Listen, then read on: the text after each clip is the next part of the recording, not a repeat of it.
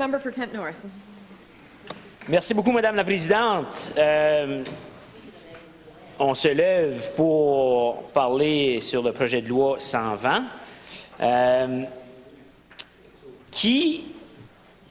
loi concernant le financement communautaire, qui soulève beaucoup de questions, Madame la Présidente.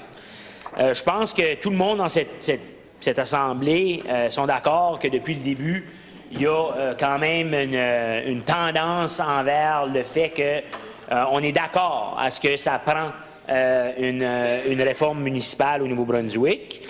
Puis je pense qu'il y a eu beaucoup de discussions à travers de tout le processus sur l'autonomie des régions, sur donner plus de pouvoir aux régions, de donner des ressources aux régions, que les gens sur le terrain savent beaucoup mieux comment régler certains problèmes que des gens assis dans des bureaux ici à Fredericton.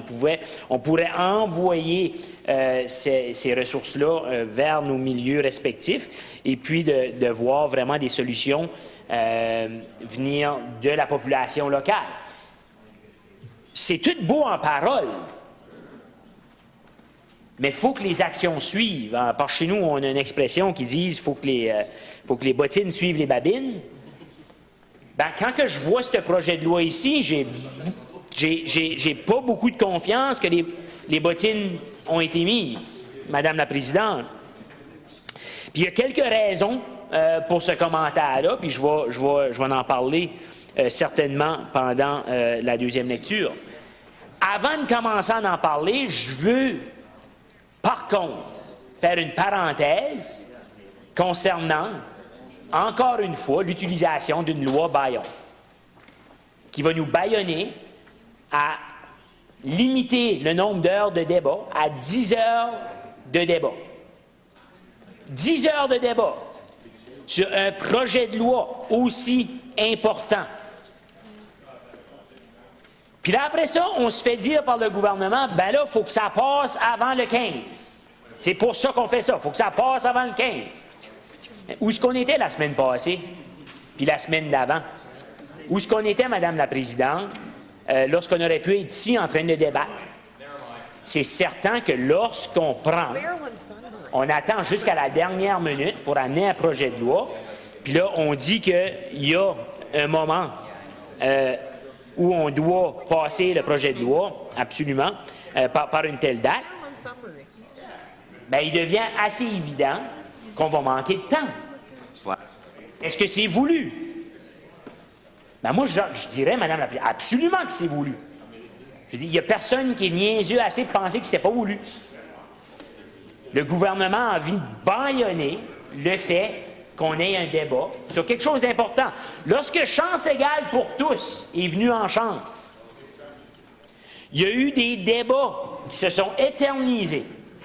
Il y a eu beaucoup de projets de loi, les affaires étaient beaucoup plus ventilées, et il y a eu un débat ici sur le parquet. Ce n'est pas ce qui est en train de se passer, Madame la Présidente. Il y a une décision qui a été prise par un cabinet qui outrepasse l'autonomie de nos régions.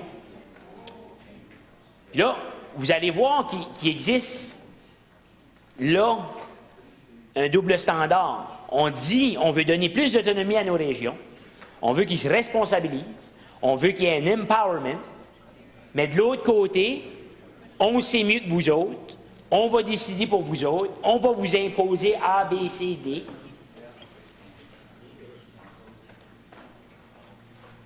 Fait que moi, j'ai des sincères questions par rapport à tout ce qui a été dit depuis le début de cette réforme ici. Parce que je pense que les paroles au début étaient beaux, mais les actions qu'on suivies ont été dans une direction contraire. Et ça, c'est toujours inquiétant, Madame la Présidente, puis je ne suis pas le seul qui le dit. Chance égale pour tous, il y a un des piliers de Chance égale pour tous, c'était d'améliorer le mieux-être et les services sociaux dans les régions. Là, on s'en va vers un modèle qui va financer les CSR sur des projets par projet. Est-ce que vous pensez qu'un système de transport en commun dans une région rurale se fait aussi facilement qu'en milieu urbain? Non. Et donc, ça va prendre des ressources de plus. Ça va prendre des réflexions, ça va prendre une intégration des différents réseaux ensemble. Mais là, on est en train d'ouvrir le financement, dans le fond, à de l'ingérence politique, à créer des disparités entre régions et à très possiblement, Madame la Présidente, sous-financer les régions rurales. Donc, vous m'excuserez, Madame la Présidente, mais j'ai des sincères préoccupations qu'on est en train d'affaiblir chance égale pour tous. Ce que le ministre nous a assuré depuis le début de la réforme, que son gouvernement ne toucherait pas au principe de chance égale pour tous. Je ne suis pas en train de dire qu'on est en train d'éliminer chance égale pour tous, mais on est en train de l'affaiblir. Clair, net et précis. On ouvre, comme que je dis, le financement par projet à de l'ingérence politique. Et on va faire en sorte qu'on va créer des iniquités sur le territoire où certains endroits vont avoir plus de moyens, plus de ressources pour s'attaquer à des problèmes que d'autres. Je peux prendre un exemple très bien que j'ai vécu il n'y a pas longtemps. J'étais en route vers Cap-Pelé, dans la circonscription de mon collègue, qui a eu beaucoup de dommages pendant la tempête Fiona. J'étais en route vers Cap-Pelé, puis en m'en allant là, j'ai ramassé quelqu'un dans ma circonscription qui s'en allait à Moncton. Il s'en allait à Moncton parce qu'il s'en allait à la Maison Nazareth. Le monsieur en question, que je nommerai pas de nom à rien, le monsieur en question était sans abri et habitait dans une communauté de Kent Nord. Il y avait accès à des services pour sans-abri dans le comté de Kent, mais l'endroit où il était offrait seulement un repas par jour. Il a entendu dire qu'à la Maison Nazareth, il y avait 3 repas par jour. Le gars n'était pas fou, il a fait le calcul. Il a décidé de partir vers Moncton et d'avoir accès à 3 repas par jour. La raison pourquoi est-ce que je parle de ça, c'est que on voit souvent, de façon erronée, disons,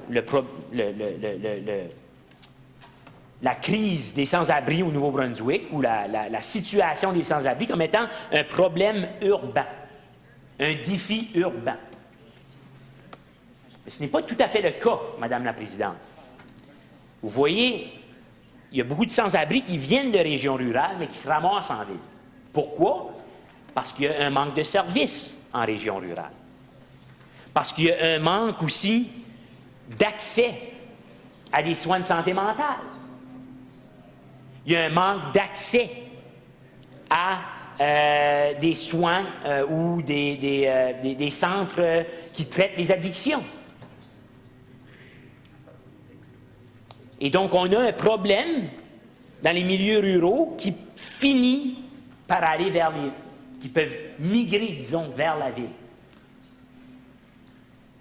Mais lorsque on ouvre la porte à des différentes enveloppes par projet, puis que déjà dans le discours public, on donne le problème des sans-abri au milieu urbain, bien, on est déjà en train de manquer un gros morceau de la solution. Fait que, est-ce qu'on est réellement en train de permettre nos régions qui savent mieux régler leurs défis réellement régler leurs défis. Non, on impose une compréhension dans un bureau à Fredericton d'un enjeu particulier à toutes les régions du Nouveau-Brunswick.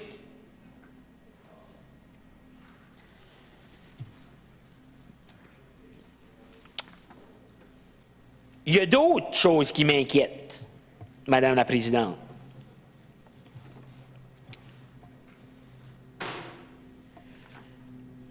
Par rapport à ça. Si je regarde juste ici, et c'est la raison pour ma motion ce matin, d'avoir des témoins. Je vais trouver mes feuilles, ici. La raison pour ma motion ce matin, puis là j'ai entendu un ministre de l'autre côté crier « Ça fait 1 an qu'on consulte! Ça fait 1 an qu'on consulte! » C'était pas le ministre de la Réforme, au moins ça. C'était un de ses collègues. Mais il y en a un qui s'est mis à crier. Ça fait 1 an qu'on consulte, Madame la Présidente, mais regardez bien la réaction des gens qu'on a consultés. Donc, l'Association francophone des municipalités du Nouveau-Brunswick, et je cite, « Les changements proposés vont à l'encontre de ce qui a été prévu dans le livre blanc présenté à l'automne dernier comme plan de match pour la réforme.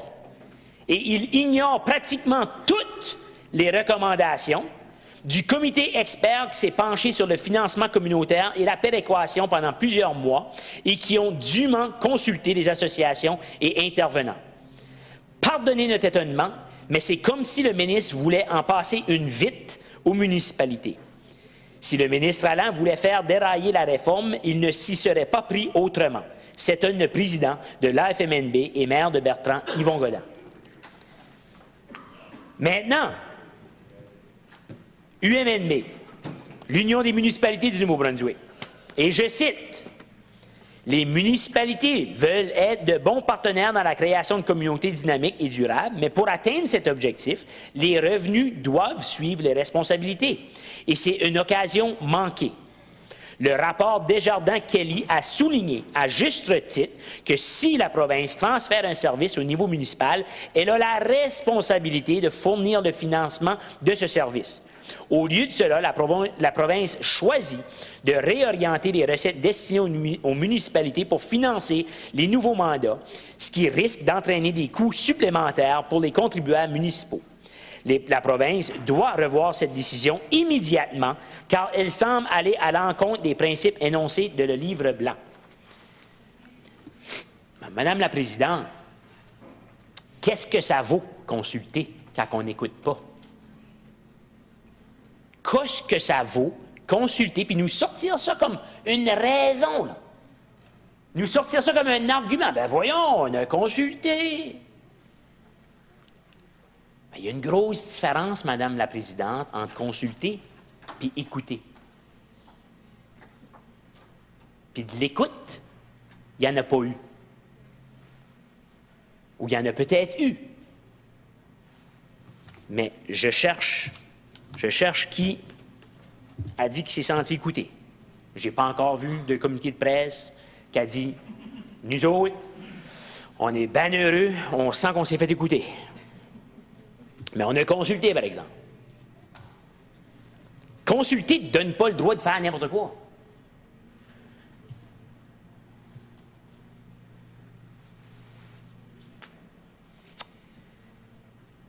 Fait que moi, j'ai des sincères préoccupations à ce que Chance égale pour tous se fait affaiblir par ce projet de loi ici. Puis je pense qu'un projet de loi de cette ampleur ici mérite beaucoup, beaucoup plus que 10 heures pour s'y pencher, mériterait qu'on écoute les organismes qui disent « Oui, oui, on a été consultés, mais on n'a pas été écoutés, puis en fait, le gouvernement était à l'encontre de tout ce qu'on leur avait dit. » Peut-être pas toutes, mais proches.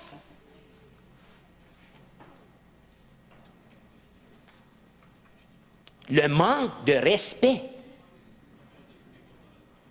du gouvernement envers le rôle de l'Assemblée législative, Madame la Présidente, et continue de m'étonner à chaque fois. Ça continue de m'étonner à chaque fois. C'est peut-être moi qui est un peu candide, Madame la Présidente. Je pensais que le monde était ici vraiment pour faire du bien. T'sais. Je m'étais fait dire qu'on était honorable, puis c'est pour ça qu'on venait ici. Mais quand je vois des actions comme ça, puis oui, c'est beau, vous suivez toutes les conventions, par exemple, quand ça vient aux choses imaginaires. Ça, vous les suivez toutes. On a vu ça cette semaine. Les choses imaginaires, ça, par exemple, ça, on le célèbre. On le célèbre à fond.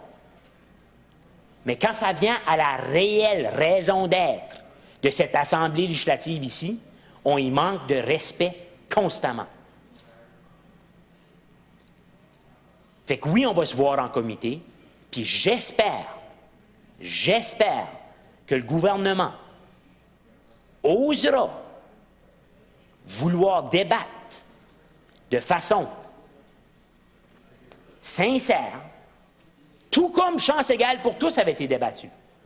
Hein, on le dit souvent, chance égale pour tous, il y avait des changements qui se faisaient faire sur le parquet, continuellement. Ce n'étaient pas des décisions qui avaient été prises dans le bureau du premier ministre. Il y a eu des changements ici sur le parquet. À l'époque, il y avait deux partis. Puis les deux partis y ont contribué. Puis ça nous amène à un projet de société qu'on peut tout embarquer dans l'arrière et dire, on y va vers l'avant. Mais là, on a un projet qui vient d'un bureau. Un bureau seulement. Ce n'est pas le bureau du ministre. Il vient d'un seul bureau. Puis on nous impose ça à toute la province. Puis Madame la Présidente, il y a un mot que je n'ai pas le droit de dire, mais moi, sincèrement, je ne sens pas que ce qu'on a entendu au début reflète ce qu'on voit aujourd'hui. Et donc, quand on dit quelque chose au début, puis on fait quelque chose de différent, il y a un mot qui définit ça. Hein? On raconte quelque chose à quelqu'un. Ben, moi, je pense que les gens du Nouveau-Brunswick se sont fait flouer, Madame la Présidente. Fait qu'on va avoir beaucoup de questions en comité. Puis je vous remercie pour votre oreille attentive. Merci.